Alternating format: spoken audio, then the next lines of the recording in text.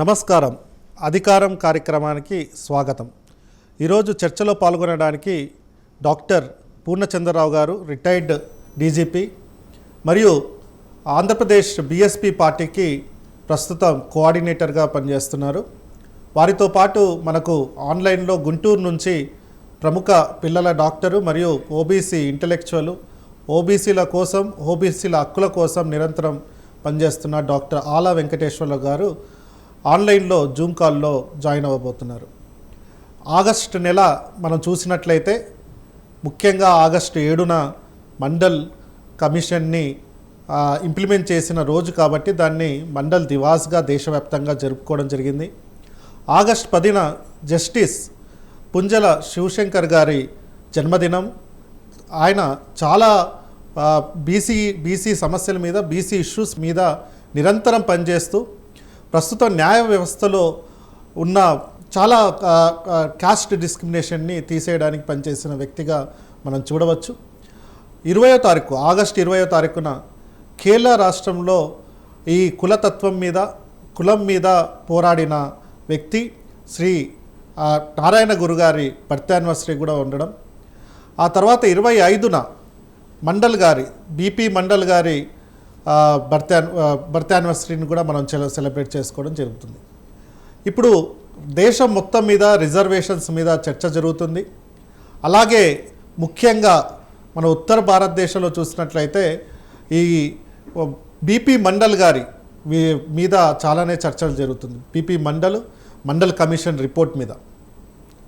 ఇప్పుడు మనతో పాటు మన డాక్టర్ ఆలా వెంకటేశ్వర్లు గారు ఉన్నారు. సార్, మీరు చెప్పండి, బీపీ మండల్ గారి గురించి, మరియు మీరు గుంటూరులో మనం చూసినట్లయితే మొదటిసారిగా దక్షిణ భారతదేశంలో బీపీ మండల్ గారి అతిపెద్ద కాంస్య విగ్రహాన్ని మీరు స్థాపించడం జరిగింది గుంటూరులో. ఎందుకు బీపీ మండల్ గురించి మీరు ఇంత కష్టపడి పనిచేస్తున్నారు? నేను ఎంబీబీఎస్ చదివే టైంలో మండల్ కమిషన్ రిపోర్ట్ అనేది అమల్లోకి వచ్చిందండి. 1990లో విశ్వనాథ్ ప్రతాప్ సింగ్ ప్రధానిగా ఉన్నప్పుడు తీసుకొచ్చారనమాట. ఆ టైంలో ఎంబీబీఎస్ ఫైనల్ ఇయర్లో ఉన్నాను నేను. అప్పుడు దాని గురించి పూర్తిగా అవగాహన ఏర్పడింది నాకు. ఈ దేశంలో ఎందుకు ఓబీసీలకి రిజర్వేషన్లు అనగానే అల్లకొల్లను సృష్టిస్తున్నారు, ఎందుకు ఇంతగా వ్యతిరేకిస్తున్నారు అనేది. అంటే సగం జనాభా ఉన్నటువంటి ఓబీసీల యొక్క హక్కుల్ని ఇవ్వటానికి ఇక్కడ ఉన్నట్టు ఏ ఒక్క రాజకీయ పార్టీ కూడా మనస్ఫూర్తిగా దానికి మద్దతు ఇవ్వాలనే ఆలోచన ఎవరికీ లేదండి. కాబట్టి దాన్ని ప్రధానంగా అది మన హక్కులను ఏదైతే ప్రసాదిస్తుందో దాన్ని వాళ్ళు ఇంప్లిమెంట్ చేయడానికి పూర్తిగా వ్యతిరేకిస్తున్నారు. ఆ రోజు ప్రధాన పార్టీలు అయినటువంటి బీజేపీ కానివ్వండి, ఆ రోజు కాంగ్రెస్ కూడా దాన్ని తీవ్రంగా వ్యతిరేకించినటువంటి పరిస్థితి మనందరికీ తెలుసు. కాబట్టి దాన్ని మనం ఎట్టి పరిస్థితుల్లో, అది మన హక్కుల కోసం ఉన్నటువంటి కమిషన్ కాబట్టి దాన్ని మనం సపోర్ట్ చేయాలి. అందులో ఉన్నటువంటి సిఫార్సులు అన్నిటిని కూడా అమలు చేసే విధంగా మన జీవితాంతం కూడా దాన్ని కృషి చేయాలని చెప్పేసి అది ఒక లక్ష్యంగా నేను పనిచేయటం జరుగుతుందండి.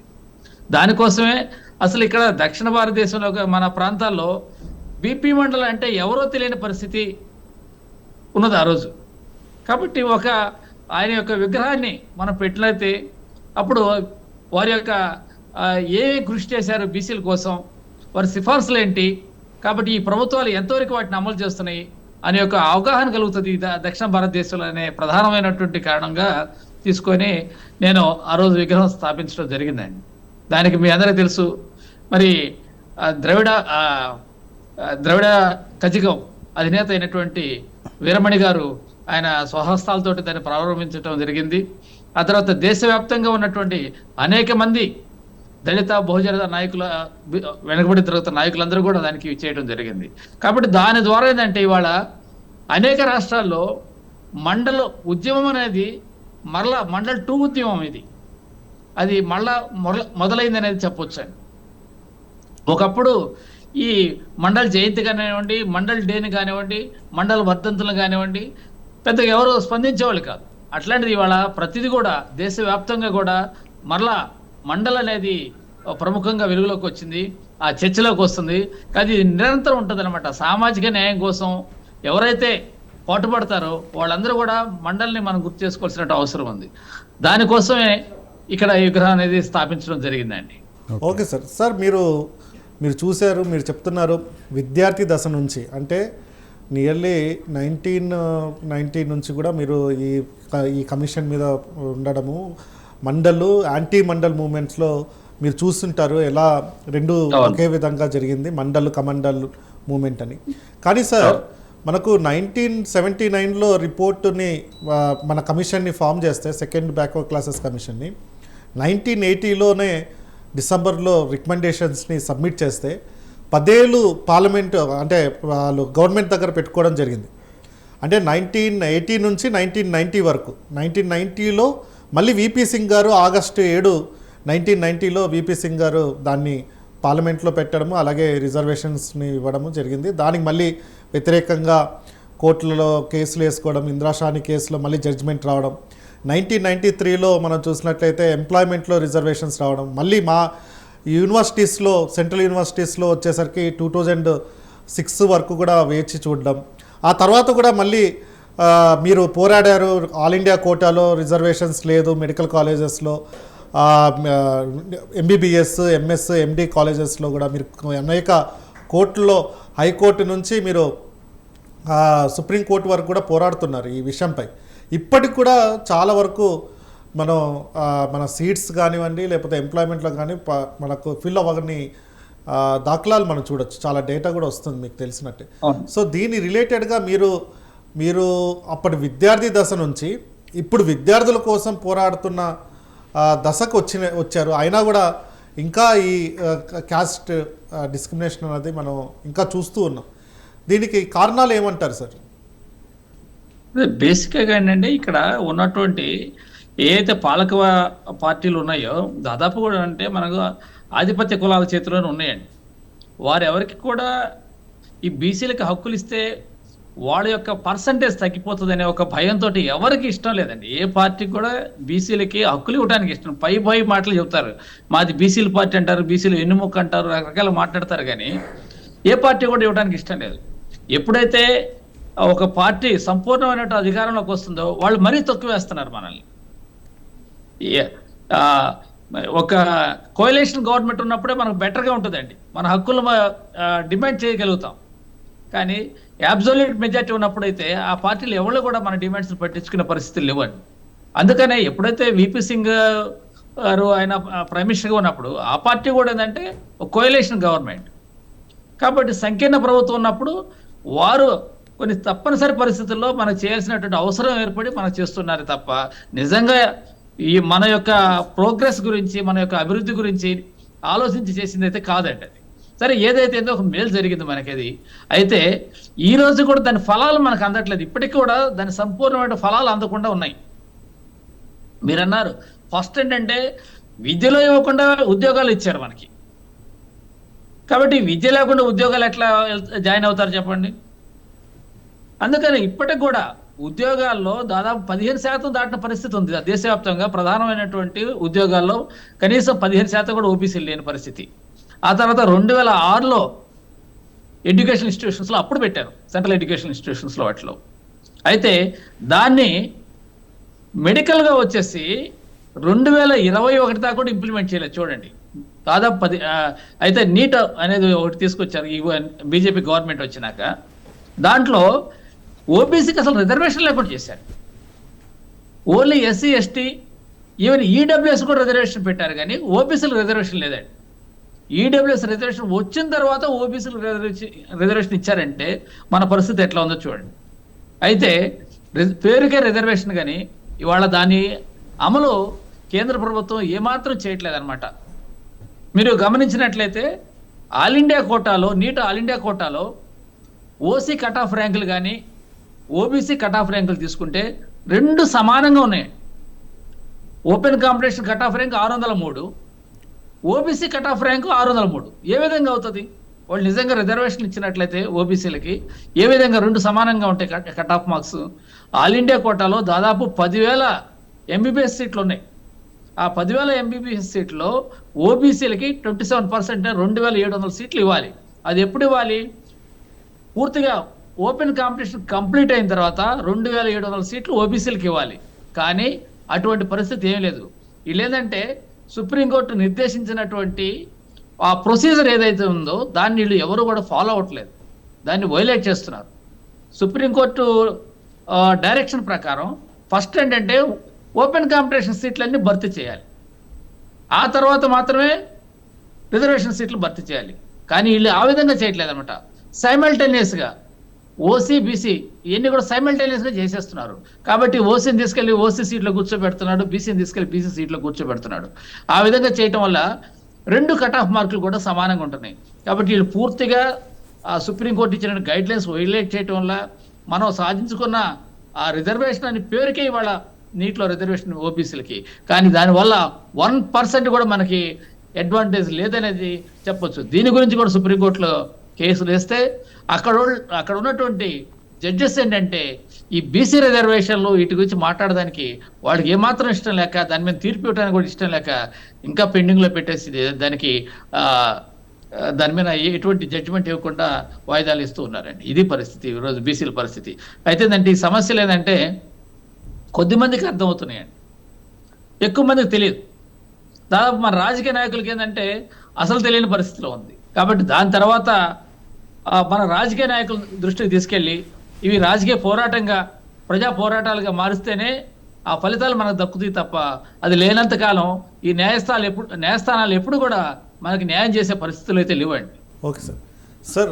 పూర్ణచంద్రరావు గారు, ఈరోజు మనం చూసినట్లయితే పార్లమెంట్లో క్వశ్చన్లు అడిగారు, ఎంపీలు అడిగిన డేటా చూసినట్లయితే ఆల్ ఇండియా సర్వీసెస్లో అంటే ఐఏఎస్ ఐపీఎస్ ఈ సర్వీసెస్లో ఏవైతే ఉన్నాయో అందులో డేటా చూసినట్లయితే ఎస్సీలు కేవలం 7.65, ఎస్టీలు 3.8, మళ్ళీ ఓబీసీలు 15.92.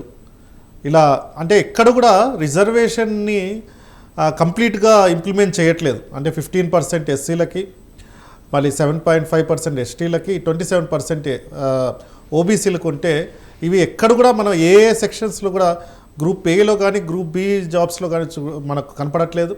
అలాగే ప్రొఫెసర్లో చూసినట్లయితే దేశం మొత్తం మీద సెంట్రల్ యూనివర్సిటీస్లో ప్రొఫెసర్లు కేవలం 4%, మళ్ళీ అసోసియేట్ ప్రొఫెసర్లు 6%, అసిస్టెంట్ ప్రొఫెసర్లు 18%. మళ్ళీ ఎక్కడ చూసినా కూడా ఆల్ ఇండియా లెవెల్లో సెంట్రల్ గవర్నమెంట్ సర్వీసెస్లో అంటే సెంట్రల్ గవర్నమెంట్ ఎంప్లాయ్మెంట్లో ఎక్కడ కూడా ఈ 27% కానీ 15% కానీ 7% కానీ ఇంప్లిమెంట్ చేస్తున్నట్టుగా మనం దాఖలాలు కూడా కనపడట్లేదు. దీని మీద మీ అభిప్రాయం ఏంటండి? ఇప్పుడు బేసికల్గా ఏంటంటే మన దేశంలో ఉన్నది డెమోక్రసీ డెఫిసిట్ అండి. డెమోక్రసీ డెఫిసిట్ అంటే మనకు పాక్షికమైనటువంటి ప్రజాస్వామ్యం ఉంది. ఈ ప్రజాస్వామ్యం ఎవరి చేతుల్లో ఉందిరా అంటే దోపిడీ కులాల చేతుల్లో ఉంది. ఈ దోపిడీ కులాలు ఏవైతే ఉన్నాయో మన ఆంధ్రప్రదేశ్లోకి వస్తే రెడ్డి కమ్మ కులాలు రాజకీయ దోపిడీ కులాలు అవుతున్నాయి. అలానే తెలంగాణలోకి వచ్చేటప్పటికి ఈ 2 కులాలు కాకుండా వెలమ కులం కూడా తోడైంది. అదే మనం దేశ స్థాయిలో చూస్తే ఇటు రాజ్పుట్లు, అటు బ్రాహ్మలు, తర్వాత వివిధ రకాలైనటువంటి ఈ అగ్ర కులాలు ఏవైతే ఉన్నాయో ఇవన్నీ వాటి దృష్టిలో ఏంటంటే ఎప్పటికప్పుడు ప్రతి 5 సంవత్సరాలకు ఒకసారి ఎలా ఎలక్షన్లో గెలవాలా అని చెప్పి ఆలోచిస్తూ ఉంటాయి. ఈ ఆలోచించినప్పుడు ఏం చేస్తారంటే ప్రజల్ని తప్పుదారి పట్టిస్తారు. హిందుత్వవాదం అని కానీ, లేకపోతే మతవాదం కానీ, లేకపోతే ప్రాంతీయవాదం కానీ, ఒక్కొక్క లీడరు ఈ వర్గాలకు చెందిన లీడర్లు వాళ్ళు పట్టుకుంటారు, ఒక నినాదాన్ని పట్టుకుని ప్రజల్ని ఆ వైపు మళ్ళిస్తారు. సో ఆ పనులు అయిపోయినాక ఏమవుతుందంటే ప్రభుత్వాలు ఏర్పడతాయి. సపోజ్ బీజేపీ ఇప్పుడు 3వ టర్మ్కి వచ్చింది. ఇప్పుడు హిందుత్వవాదంలోని పసంతా తగ్గిపోతుంది. ఇక్కడ తెలంగాణలో ప్రాంతీయవాదం తీసుకొచ్చినటువంటి బీఆర్ఎస్ 2 టర్మ్లు తెలంగాణలో అధికారంలో ఉంది కాబట్టి 3వసారి అది చెప్పడానికి అవకాశం లేదు. అందుకని ఏం చేస్తారంటే ఈ పాలక పక్షాలు ఎప్పుడు ఇంక్లూడింగ్ కాంగ్రెస్ కూడా అదే పని చేసింది. మీరు కాంగ్రెస్ వెనక్కి తిరిగి చూసుకుంటే 1980లో జనతా గవర్నమెంట్ టైంలో మన మండల్ కమిషన్ వేయడం జరిగింది. బీపీ మండల్ ఎట్లంటే ఆయన ఒక రాష్ట్రానికి చీఫ్ మినిస్టర్గా చేసినటువంటి వ్యక్తి. ఆయన ఏంటంటే ఓన్లీ సర్వీస్ చేయాలా, ఈ ప్రజలకు సేవ చేయాలనే ఉద్దేశంతో ఈ మండల్ కమిషన్కి నేతృత్వానికి ఒప్పుకుంటారు. ఎందుకంటే ఆయన స్థాయి కలిగిన వ్యక్తి కమిషన్ చైర్మన్గా ఉండాల్సిన అవసరం లేదు.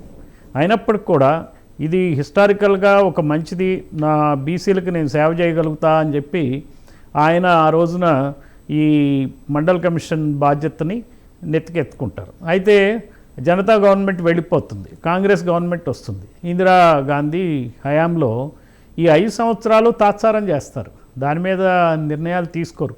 ఎందుకంటే ఈ పాలక కులాలు ఎప్పుడూ కూడా, ఇప్పుడు మనకి శివశంకర్ గారు అప్పుడు లా మినిస్టర్గా ఉండే, ఇందులో చాలా క్లియర్గా రాశారు ఆయన పడిన పాటలు, బీసీల హక్కుల కోసం ఎన్ని పాటలు పడ్డాడో ఆయన ఈ బుక్లో రాశారు. ఇందులో శివశంకర్ గారు ఏం చెప్తారంటే ఈ రిజర్వేషన్స్ గురించి, ఈ మండల్ కమిషన్ దాని పదవీ కాలం కూడా పొడిగించిన వెంటనే ఆయన కూడా మండల్ కూడా వెంటనే నివేదిక కూడా సమర్పిస్తాడు ఇందిరాగాంధీ హయాంలోనే. సమర్పించినాక ఈ రిపోర్ట్ పివి నరసింహరావు గారి కమిటీకి వెళ్తుంది. పివి నరసింహరావు గారి కమిటీకి ఎందుకు వేసింది ఇందిరాగాంధీ? ఇంకా అతను పనిచేయక్కర్లా, ఆయన ఎట్లా డెసిషన్ తీసుకోడు. ఎప్పుడైనా సరే కోల్డ్ స్టోరేజ్లో పెట్టాలంటే ఆయనకు పెట్టేస్తే కనుక ఆ రిపోర్ట్ కోల్డ్ స్టోరేజ్లోకి వెళ్ళిపోతుంది. కనీసం శివశంకర్ గారిని మెంబర్గా కూడా చేసేటువంటి పరిస్థితి ఉండదు. అందుకని చెప్పి ఇందిరాగాంధీ పదవీ కాలం చనిపోయేంతవరకు కూడా దీని మీద ఎటువంటి నిర్ణయాలు తీసుకోలేదు. అయితే తర్వాత కాలక్రమేణా మరి గవర్నమెంట్లు మారటం, విపి సింగ్ రావడం, రాజీవ్ గాంధీ తర్వాత ఈ వచ్చిన క్రమంలో అప్పుడు ఈ మండల్ కమిషన్ రిపోర్ట్ కూడా పెట్టడం జరుగుతుంది. ఈ మండల్ కమిషన్ రిపోర్ట్ పెట్టినప్పుడు రాజీవ్ గాంధీ ఆయన పూర్తిగా వ్యతిరేకిస్తాడు ఈ మండల్ కమిషన్ రిపోర్ట్ని. ఇదే ఒక మన రాజ్యసభలో మరి కాంగ్రెస్ పార్టీ పక్ష నాయకుడిగా ఉన్నటువంటి శివశంకర్ ఆయన దీన్ని సపోర్ట్ చేస్తాడు మండల్ కమిషన్ రిపోర్ట్ని. ఆ రకంగా విభేదాలు కూడా వస్తాయి. ఇదంతా అయిపోయినాక చివరికి ఎట్టకేలకు కాంశీరామ్ నేతృత్వంలో 10,000 మందితో 48 రోజుల పాటు నిర్విరామంగా ఢిల్లీలోని బోట్ క్లబ్ దగ్గర ధర్నాలు చేస్తారు. ధర్నాలు చేసి ఆయన ఒక నినాదాన్ని ఇస్తారు, ఆరక్షణ లాగు కరే వర్నా కుర్చీ ఖాళీ కరే, రిజర్వేషన్ అమలుపరచండి లేదంటే మీ పదవులు వేడండి అని చెప్పి పెద్ద ఎత్తున చేసేటప్పటికి తర్వాత బీఎస్పీ ఎంపీల సపోర్ట్తోనే విపి సింగ్ ఆ రోజున ఉంటాడు ఆయన పదవిలో. అందుకనే తప్పని పరిస్థితుల్లో విపి సింగ్ కూడా ఈ రిజర్వేషన్స్కి ఆయన ఒప్పుకుంటాడు. ఈ ఆగస్టు 7th అందుకనే మండల్ దివస్ కింద 1990 నాడు జరిగిన దాన్ని మనం సెలబ్రేట్ చేస్తూ ఉన్నాం. ఆ రకంగా ఎట్టకేలకు 1993లో మనకి ఓబీసీ రిజర్వేషన్లు వస్తాయి. అంటే మీరు చూస్తే 1980లో మండల్ కమిషన్ వేస్తే 1993కి అయింది. ఎప్పుడో 1951లోనే ఈ కాలేల్కర్ కమిటీ రిపోర్ట్ వచ్చి బీసీలకు రిజర్వేషన్ ఇవ్వాలంటే అప్పుడు నెహ్రూ హయాంలో ఆ ప్రభుత్వం పక్కన పెట్టేసింది. సో ఇట్లా మీరు చూసుకుంటే ఈ ప్రభుత్వాలు ఎప్పుడూ కూడా రిజర్వేషన్లు ఇవ్వటానికే 4-5 దశాబ్దాలు పడుతుంది. అదే కనుక బ్రిటిష్ అడ్మినిస్ట్రేషన్ మనం కంపేర్ చేసుకున్నట్టయితే 1931 రౌండ్ టేబుల్ కాన్ఫరెన్స్లో ఎప్పుడైతే అంబేద్కర్ ఎస్సీలకు రిజర్వేషన్ కావాలని చెప్పి కోరాడో, దాన్ని వాళ్ళు ఎప్పుడైతే ఒప్పుకున్నారో 1931లో, అది 42లో ఇంప్లిమెంట్ చేశారు. ఏమేమి ఇచ్చారు వాళ్ళు? విద్యల్లో ఎస్సీలకు రిజర్వేషన్లు ఇచ్చారు, ఉద్యోగాల్లో ఎస్సీలకు రిజర్వేషన్లు ఇచ్చారు, అలాగే రాజకీయాల్లో కూడా మా సభల్లో కూడా రిజర్వేషన్లు ఇచ్చారు. 3 ఏకదమ్మన ఒక్కసారి 11 సంవత్సరాల్లో అయిపోయింది. మరి ఈ ప్రభుత్వాలు ఏంటంటే ఈ రిజర్వేషన్లు కమిషన్లు వేస్తారు, తాత్సారం చేస్తారు, వచ్చినాక దానికి ఏదో ఒక ఆర్డర్ ఇస్తారు. ఆ ఆర్డర్ ఇచ్చి అది కూడా కోర్టులో వీగిపోయేట్టు చేస్తారు. ఈ బుక్లో కూడా రాస్తారు. మన ఈ ఆంధ్రప్రదేశ్లో బీసీల రిజర్వేషన్ల గురించి మన శివశంకర్ గారి ఎక్స్పీరియన్స్, దాని గురించి ఆయన కష్టపడిన తీరు రాస్తారు. సో ఈ కోర్టుల్లో ఏదో ఒకటి క్రీమీ లేయర్ అని చెప్పి రకరకాలైన ఏది ఇచ్చినా సరే వీళ్ళకి ఇవ్వటం ఇష్టం ఉండదండి. ఎందుకంటే ఈ పాలన, ఈ ప్రజాస్వామ్యం ఉన్నది ఆయా ప్రాంతాల్లోని 2-3 కులాల మధ్యనే ఉంది. వాళ్ళే ఈ రాష్ట్రాన్ని, దేశాన్ని నడుపుతారు. వాళ్ళే పార్లమెంట్ ఎంపీలు, ఎమ్మెల్యేలు. మీకు డీటెయిల్స్ కానీ నేను ఇవ్వదలిస్తే ఆంధ్రప్రదేశ్ అసెంబ్లీలో 2,902 మంది ఎమ్మెల్యేలు అయితే ఈ మన స్వాతంత్రం వచ్చిన దగ్గర నుంచి ఇప్పటి వరకు అందులో 23% రెడ్లు ఉంటారండి ఎమ్మెల్యేలు, వాళ్ళు ఉన్నది 7%. కమ్మలు 19% ఉంటారు, వాళ్ళది 5% పాపులేషన్.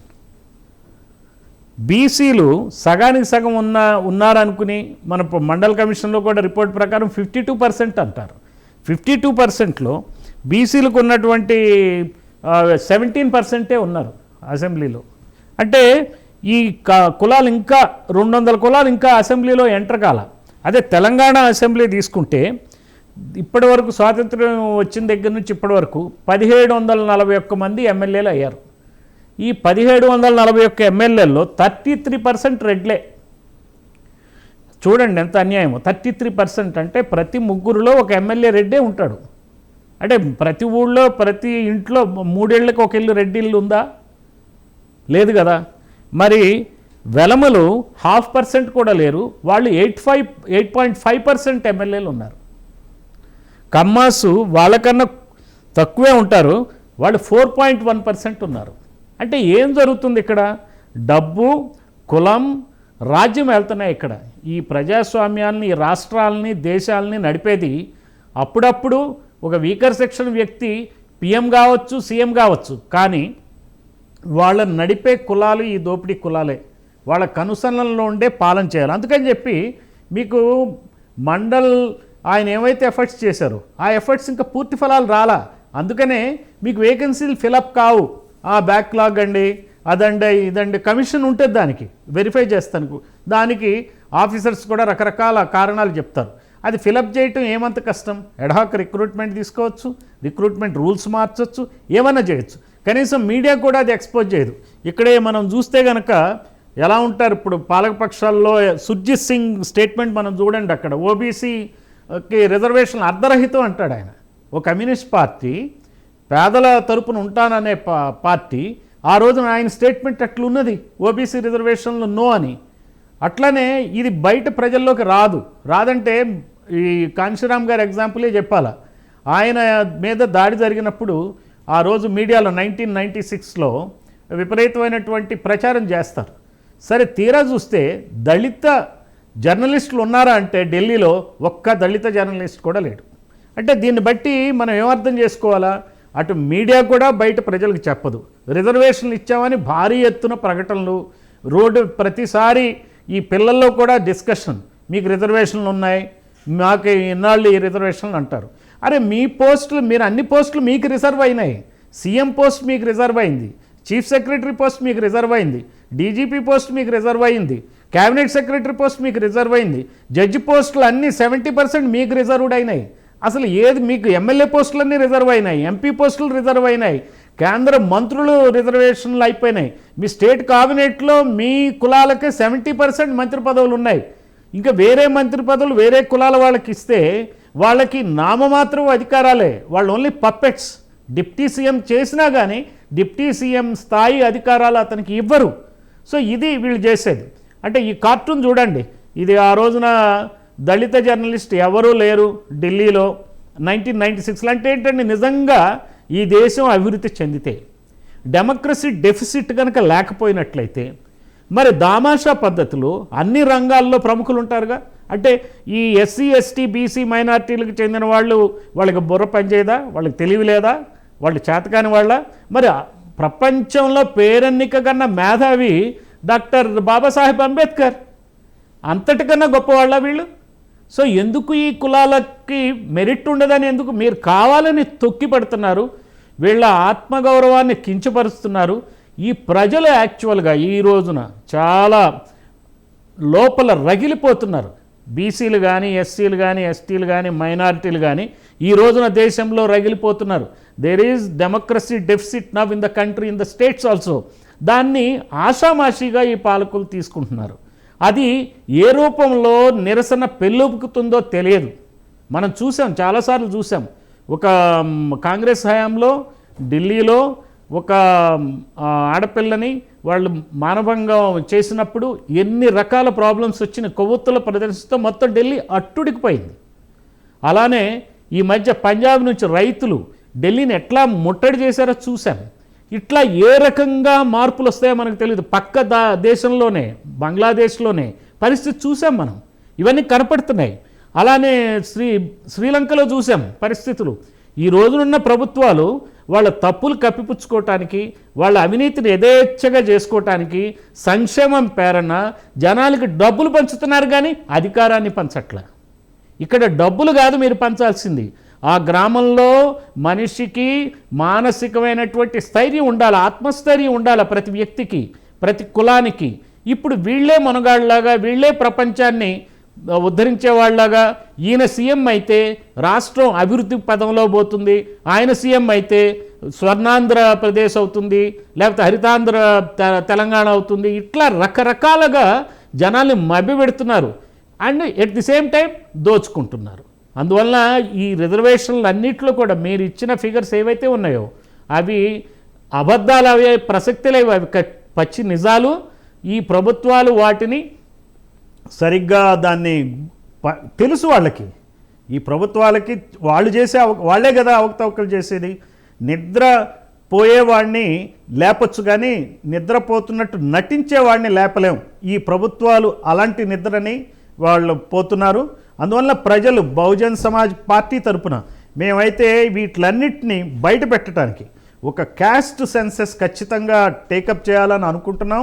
మీరు ఇందాక చెప్పినట్టు ఆగస్టు 20 నాడు నారాయణ గురు ఆయన జన్మదినోత్సవం నాడు ఒక రౌండ్ టేబుల్ కాన్ఫరెన్స్ పెడుతున్నాం. అలానే పెరియార్ జన్మదినోత్సవం నాడు కూడా మేము ఒక పెద్ద ఎత్తున ర్యాలీ ధర్నాలు చేయాలని చెప్పి నిర్ణయించుకున్నాం. అందువల్ల మనం పొలిటికల్గా చైతన్యం లేకపోతే, ప్రజల్లో బీసీలకి, ఎస్సీలకి, ఎస్టీలకి, మైనారిటీలకు జరుగుతున్న అన్యాయాన్ని మనం ఎలుగెత్తి చాటకపోతే, ప్రజల్ని మనం సమీకరించకపోతే వీళ్ళు ఇలానే నిద్ర నటిస్తారు. సరే, ఇప్పుడు మనం ఇంకో డేటా చూసినట్లయితే బీహార్ రాష్ట్రంలో ఇటీవల జరిగిన కులగణన తీసుకున్నట్లయితే డిగ్రీలు, ఎంతమంది డిగ్రీలు ఉన్నాయి, ఎంతమందికి ఏమేమి ఉన్నాయని అంటే అగ్రవర్ణాల్లో 13.41% డిగ్రీ చేసిన వాళ్ళు ఉంటే బీసీల్లో, ఓబీసీల్లో 6.77% సార్. ఈబీసీలు అంటే ఎక్స్ట్రీమ్లీ బ్యాక్వర్డ్ క్లాస్ అంటే ఇక్కడ ఎంబీసీలు వాళ్ళు చూసుకున్నట్లే 4.27, ఎస్సీలు చూసినట్లయితే 3.05. అంటే అగ్రవర్ణాలకి బీసీలకి రెట్టింపు స్థాయిలో అగ్రవర్ణాలు డిగ్రీ చేసిన వాళ్ళు ఉన్నారు. అలా పీజీలు చేసుకున్న పిహెచ్డీల దాకా చూసుకుంటూ పోతే ఈ విద్యా వ్యవస్థలో విద్యను చూసినట్లయితే, విద్య ఎందుకంటే ప్రముఖ పాత్ర పోషిస్తుంది కాబట్టి దీంట్లో ఇంకా వెనుకబడే ఉన్నారు ఈ ఎస్సీ, ఎస్టీ, ఓబీసీలు.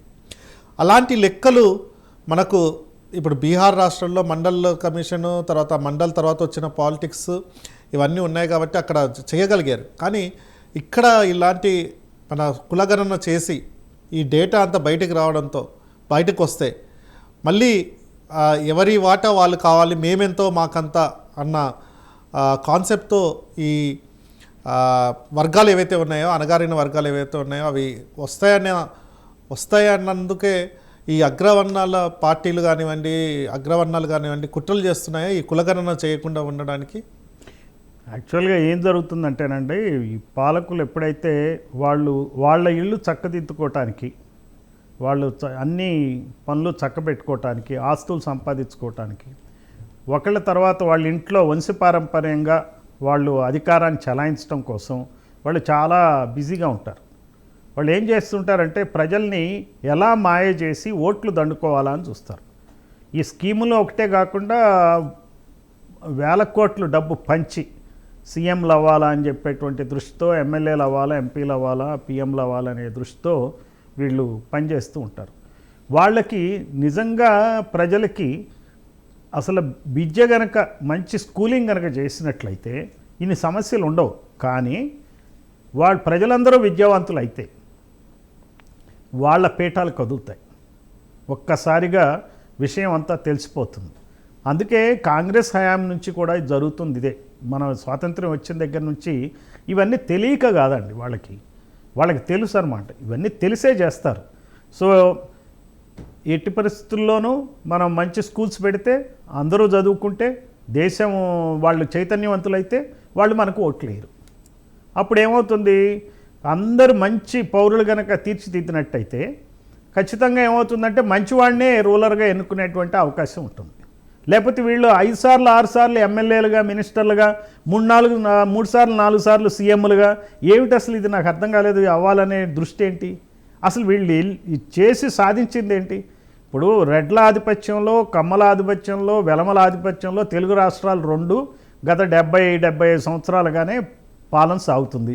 వీళ్ళు సాధించిన అభివృద్ధి ఏంటి? వాళ్ళు అభివృద్ధి చెందారు, కానీ ఇప్పటికి కూడా 40% పీపుల్ నిరక్షరాస్యులే. 40% మంది నిరక్షరాస్యులు ఉన్నారు ఈ తెలుగు రాష్ట్రాల్లో. 60% మంది పేదవాళ్ళు ఉన్నారు, 60% మంది నిరుద్యోగులు ఉన్నారు. యుఎన్డిపి లెక్కలు ఇవి. యుఎన్డిపి లెక్కల ప్రకారం ఇంకా సగానికి మనం ఇదంతా 60-40 కాకుండా 50-50 అండి. 50 నిరక్షరాస్యులు, 50 నిరుద్యోగులు, 50 నిరుపేదలు వీళ్ళు ఉన్నారు. వీళ్ళు ఏ రకంగా చేసినట్టు? వీళ్ళు మాత్రం 1000 కోట్లు సంపాదించుకుంటున్నారు. వాళ్ళ ఎలక్షన్ అఫిడవిట్లు చూస్తుంటే 1000 కోట్లు ఉన్నాయి వాళ్ళకి. కానీ ప్రజలు మాత్రం 50% ప్రజలు ఇంకా దుర్భర దారిద్ర్యంలో ఉన్నారు. ఈ రోజున యూత్ ఏమవుతుందో తెలియదు. 50% యూత్ వాళ్ళకి ఇంకా 10,000 రూపాయలకి 15,000 రూపాయల ఉద్యోగాలకు కూడా దొరికే పరిస్థితి లేదు. మనం రిజర్వేషన్లు అంటున్నాం, అసలు ఉద్యోగాలు, ప్రభుత్వ ఉద్యోగాలు రిక్రూట్మెంటే లేదు, ఫిల్ చేయలేదు అంటున్నాం. వాళ్ళు రిక్రూట్మెంటే చేయట్లేదు. అవుట్సోర్సింగ్ అండ్ కాంట్రాక్ట్ అని చెప్పి చేస్తున్నారు. ఆ కాంట్రాక్టర్ ఎవరు? ఈ దోపిడీ కులాల మనిషే కాంట్రాక్టర్. అతను 100 మంది 1000 మంది నిరుద్యోగులను పెట్టుకుని ఆ నిరుద్యోగుల్ని డేటా ఎంట్రీ ఆపరేటర్లుగా కానీ, టైపిస్టులుగా కానీ రకరకాలుగా అతను సప్లై చేస్తాడు ఈ గవర్నమెంట్ డిపార్ట్మెంట్స్కి. అతను కాంట్రాక్టర్గా డబ్బులు దండుకుంటాడు. అంటే నేను అనేది ఏంటంటే ప్రతి దాన్ని కూడా వీళ్ళు, ప్రతి వ్యవస్థని కూడా వాళ్లకు లాభం చేకూర్చే విధంగా చేస్తున్నారు. కులాలకు ఏవైతే బీసీ, ఎస్సీ, ఎస్టీ, మైనారిటీ కులాలు ఉన్నాయో వాళ్ళకి వాళ్ళ యొక్క శ్రమని దోపిడీ చేస్తున్నారు. శ్రమని దోపిడీ చేసి వీళ్ళు బ్రహ్మాండంగా వేల కోట్ల కొలది రూపాయలు వాళ్ళు సంపాదిస్తున్నారు. సార్, చివరి క్వశ్చన్గా ఇప్పుడు బీఎస్పీ పార్టీ యొక్క కార్యాచరణ ఏంటి? అంటే రాబోయే రోజుల్లో ఈ తెలుగు రాష్ట్రాల్లో, ముఖ్యంగా ఆంధ్రప్రదేశ్లో బీఎస్పీ పార్టీ యొక్క కార్యాచరణ ఏంటి? ముఖ్యంగా ఏమేమి ఈవెంట్స్ చేయబోతున్నారు? మొట్టమొదటిగా ఇప్పుడు మనం కులగణన గురించి ఉద్యమాన్ని చేపడతాం. అలాగే కొన్ని గ్రామాల్లో ఈ గవర్నమెంట్లు మారినాక బహుజనుల మీద వాళ్ళ యొక్క రక్షణ సమస్యలు ఉద్భవించినాయి కాబట్టి బహుజనుల రక్షణ ఉద్యమాన్ని దాన్ని తీవ్రతరం చేస్తాం. అలానే ఉత్తరోత్తర మనకున్నటువంటి చాలా సమస్యలు ఉన్నాయి, ప్రజా సమస్యలు. విద్య, మౌలికంగా విద్య ఈ రోజున అంతా ప్రైవేటు భాగస్వామ్యంలోకి వెళ్ళిపోయింది. నారాయణ, చైతన్య, భాష్యం స్కూళ్ళ దగ్గరికి వెళ్ళిపోయింది. ప్రభుత్వ స్కూల్స్ని స్ట్రెంగ్థన్ చేసేది లేదు. ప్రభుత్వ టీచర్ల ట్రాన్స్ఫర్లో కానీ దానిలో కూడా ఈ కుల వైఖరి ఎక్కువైపోయింది, ప్రభుత్వ పెత్తనం ఎక్కువైపోయింది. వాళ్ళకి టీచింగ్ సంబంధించిన డ్యూటీస్ కాకుండా నాన్ టీచింగ్ డ్యూటీస్ ఇచ్చి వాళ్ళ ద్వారా ఏదో మొత్తం దేశాన్నే ఉద్ధరింపజేస్తున్నాం అన్నట్టుగా తయారు చేస్తున్నారు. అలా కాకుండా మంచి ప్రొఫెషనల్ డిపార్ట్మెంట్గా చేసే విధంగా డిమాండ్ చేస్తాం. అలానే వైద్యం, ఇది చాలా సీరియస్ సమస్య అయింది. సో ఈ వైద్యం కూడా ఈ దోపిడీ కులాల హాస్పిటల్సే ముఖ్యంగా ఆంధ్రప్రదేశ్లో ఉన్నాయి. వాళ్ళ ఆధ్వర్యంలో మొత్తం అన్ని ప్రజలందరూ అక్కడికి వెళ్లాల్సి వస్తుంది. విపరీతమైనటువంటి ఫీజులు వసూలు చేస్తున్నారు. అందువలన పట్టణాల్లో వైద్యానికి పోవాల్సి వస్తుంది, గ్రామాల్లో కానీ మరి రూరల్ ఏరియాస్లో సరైన వైద్య సదుపాయాలు లేవు. సో వైద్యం మీద కూడా మేము కాన్సన్ట్రేట్ చేస్తాం, ప్రజలు ఎడ్యుకేట్ చేస్తాం. ఇది మొత్తం కూడా ఒకటేనండి. వాళ్ళకి మేము చెప్పదలుచుకుంది ఏంటంటే కులపరంగానే మొత్తం పాలన నడుస్తుంది. ఇది కులాల పాలన, ఇది కులస్వామ్యం, ఇది ఓన్లీ 2 కులాల యొక్క పాలనే, 2-3 కులాల యొక్క పాలనే అనేటువంటి ధోరణి ప్రజలకి మేము తెలియజెప్తాం. ఖచ్చితంగా బహుజన్ సమాజ్ పార్టీ ఆ డైరెక్షన్లో ఈ చైతన్యాన్ని చేయడానికి అన్ని రకాలైనటువంటి చర్యలు తీసుకుంటాం. పీపీ మండల్ కమిషన్ ఏర్పడినప్పటి నుంచి కులతత్వం పోవాలనేసి, సామాజిక న్యాయం దేశంలో రావాలనేసి, సమానత్వం ఉండాలనేసి, బడుగు బలహీన వర్గాల అభ్యున్నతికై పోరాటం చేసే వాళ్ళల్లో చాలామంది ఈరోజు ఉన్నారు.